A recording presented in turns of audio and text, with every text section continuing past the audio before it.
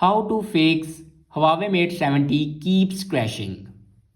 So let's start the video. First of all, close all the background apps. After closing all the background apps, then restart your device.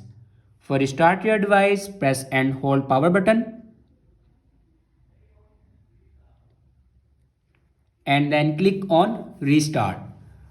After restart your device, now open settings and scroll down in last and click on system and updates and then click on software update.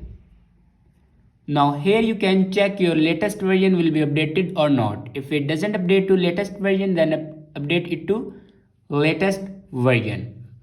After that, go back and click on reset and reset all settings. Now again click on reset all settings. After reset all the settings, your problem will be fixed. I hope this video is helpful for you. Thanks for watching.